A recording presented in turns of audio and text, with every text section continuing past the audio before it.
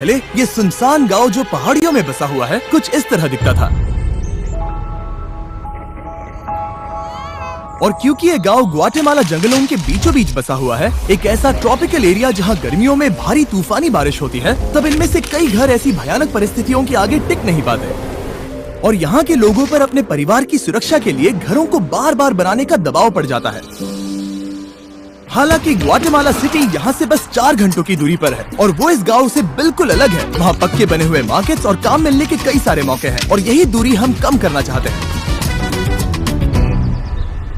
हमें ग्वाटेमाला के इस कम्युनिटी के बारे में पता चलते ही हमने कांटेक्ट किया टेचो को, जिसके साथ हमने 2 साल पहले काम किया था और हमने कोस्टा रिका के गरीब कम्युनिटी के लिए 10 घर बनाए थे ताकि हम इस गांव को नष्ट होने से किसी तरह से बचा सकें। और 1 हफ्ते बाद डैरेन ग्वाटेमाला सिटी के पास पहुंच गए और वहाँ खूबसूरत लैंडस्केप्स और रिच कल्चर होने के बावजूद भी उन्हें जल्दी से एहसास हो गया कि चिसीगुआन के उस छोटे से गांव तक पहुँचना कितना मुश्किल है। उन्हें पास वाले गांव तक एक चार्टर प्लेन से जाना पड़ा और उसके बाद जंगल से होते हुए मीलों तक चलकर जाना पड़ा। एक ऐसी कसरत जो इन्हें पैसे कमाने के लिए हर रोज करनी पड़ती है। वहां पहुंचने पर डैरेन की मुलाकात हुई एल्बर्टो से, 8 बच्चों के पिता जो अपनी पत्नी मरिया के साथ उनकी देखभाल करते हैं। उन्हें सबसे करीबी सिटी तक पहुंचकर फैब्रिक बेचने के लिए घंटों सफर करना पड़ता है, जिसके लिए सिर्फ $2 मिलते हैं। मतलब उनके परिवार के हर एक सदस्य को हर हफ्ते लगभग $1 में जीना पड़ता है। और इतना ही नहीं, परिवार में सभी को एक ही बेडरूम शेयर करना पड़ता है। अभी ये लोग जिन घरों में रह रहे हैं वो बहुत ही बुनियादी स्तर के हैं। इनके फ्लोर्स मिट्टी से बने हुए हैं। यहाँ कोई बिजली नहीं है। इन्हें घर में आग जलाकर खाना बनाना पड़ता है और खुद को गर्म रखना पड़ता है। और उसके साथ ही एल्बर्ट और उसके कम्युनिटी के लिए पीने का साफ पानी इकट्ठा करने का कोई इंतजाम नहीं है। हमें अब भी जाकर कुएं से पानी लाना पड़ता है, पर जितना पानी हम इकट्ठा कर पाते हैं वो हमारे पूरे परिवार के सदस्यों के लिए काफी नहीं पड़ पाता। अपने परिवार को पालने के लिए इन्हें इतनी मुश्किलों से जाना पड़ता है कि हमें ये देखकर बहुत बुरा लगता है। हम इस समुदाय की मदद करना चाहते हैं, इनकी जिंदगी में बड़ा बदलाव लाना चाहते हैं, इन्हें एक कंफर्टेबल और सुरक्षित जगह देना चाहते हैं जहां ये बच्चों को बड़ा कर सके। तो अगले कुछ दिन हम हमारे पार्टनर टेचो जो यहाँ काम करने वाले हैं उसके लिए हमारे पास एक बड़ी योजना है। तो बस 4 दिनों में हम यहाँ पर 15 नए घर बनाने वाले हैं जहाँ होंगे बेसिक इलेक्ट्रिसिटी के लिए कुछ सोलर पैनल्स, एक सैनिटेशन सिस्टम, कंक्रीट के फ्लोर्स, एक लकड़ी जलाने का चूल्हा और एक रेन हार्वेस्टिंग सिस्टम जो होगा स्टोरेज और फिल्ट्रेशन के साथ। टेचो में ऐसे लगभग 15 लाख वॉलंटियर्स हैं जो इस ऑर्गेनाइजेशन से पास होकर निकले हैं। इस तरह की एक्टिविटीज उन्हें उनकी पारंपरिक जड़ों से जोड़कर और उन छोटे कम्युनिटीज को सहारा देकर उनकी जिंदगी बदल सकती है। वो अपने और उन कम किस्मत वाले लोगों के बीच की दूरी कम करने में मदद करते हैं। अगले दिन सुबह सुबह जब उस काम को शुरू करने में 4 दिन बचे थे, तब टेचो के करीब 50 वॉलंटियर्स उस गांव में कंस्ट्रक्शन शुरू करने के लिए चले गए और उस गांव में सड़कें कम होने की वजह से डैरेन और उन वॉलंटियर्स को सभी बिल्डिंग इक्विपमेंट्स पहाड़ी की चोटी पर उठाकर ले जाने पड़े जहां वो नए घर बनाए जा रहे थे। इसलिए अगले 48 घंटे बहुत ही मुश्किल होने वाले थे।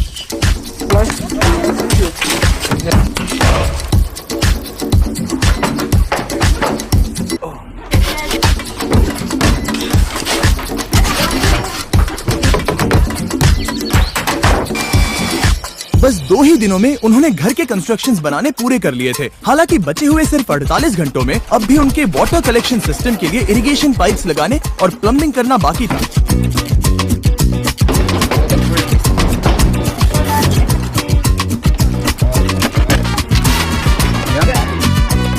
वो यहाँ पर बहुत सारा पानी इकट्ठा कर पाएंगे ताकि बारिश के ना होने पर भी इनके लिए पर्याप्त पानी मुहैया हो सके। ये उनके लिए एक बहुत बड़ी सुविधा है।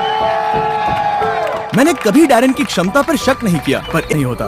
पर सूरज उगने से पहले उन्होंने वक्त पर काम खत्म कर लिया ताकि एल्बर्टो और उन सभी परिवारों को नए घर का सरप्राइज मिल सके। और बच्चे तो अपनी एक्साइटमेंट रोक ही नहीं पाए। चलो रिबन काटते हैं। हम तुरंत ही देख पा रहे थे कि ये समुदाय कितना खुश था। उनके चेहरे पर की वो हंसी, उनकी आवाज में एक्साइटमेंट, वो एक बेहद खूबसूरत अनुभव था। वो जिस तरह से शुक्रिया कर रहे थे वो मुझे हमने किए काम से बहुत बड़ा लग रहा था। अब उनके पास और ज्यादा पैसे कमाने के लिए बहुत सारे मौके होंगे क्योंकि अब उन्हें बारिश के बाद घर को मेंटेन करने के लिए कम वक्त लगाना होगा। और टेचो के बनाए हुए नए रोड से उन्हें पास के कम्युनिटी में आना जाना आसान हो जाएगा। अब बिजली के होते उनके बच्चों को रात में पढ़ने में बहुत आसानी होगी। ये नए चूल्हे हेल्दी खाना बनाना बहुत आसान कर देते हैं और इसी से ये कम्युनिटी बड़ी हो जाएगी और एक दिन एक फुली फंक्शनल गांव बन जाएगा। जहाँ पास में बसी हुई सिटी के लोगों जितने ही काम होंगे। तो अल्बर्टो और उसके परिवार को अब कभी भी उस जोखिम भरे रास्ते से जाने की जरूरत नहीं पड़ेगी। हम इस सब के लिए बहुत खुश हैं। मेरी बीवी और सभी बच्चे भी इसे लेकर बहुत खुश हैं और मैं भी बहुत खुश हूँ।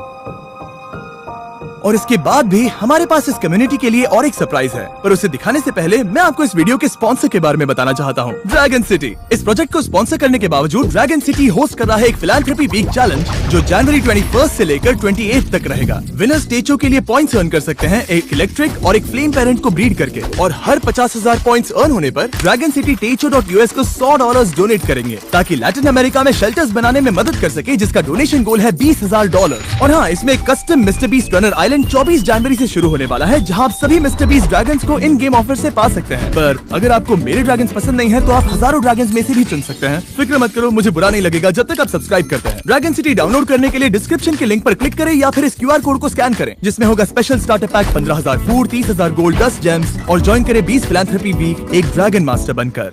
वो 15 घर बनाने के बाद हम यहाँ पर एक कम्युनिटी सेंटर भी बना रहे हैं, जो कि स्कूल के लिए कुछ एडिशनल क्लासरूम्स जैसा होगा। अभी उस स्कूल में सिर्फ 2 क्लासरूम्स हैं। यहाँ की औरतें उसे ट्रेनिंग और वर्कशॉप्स की तरह इस्तेमाल करेंगी ताकि वो नई स्किल सीख कर जॉब के नए रास्ते ढूंढ सके।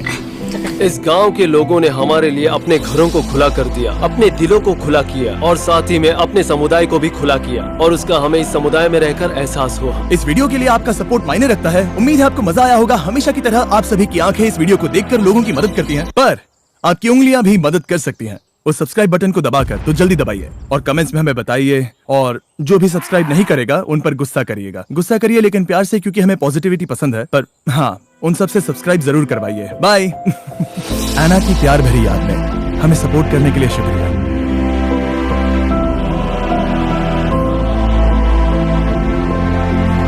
सब्सक्राइब।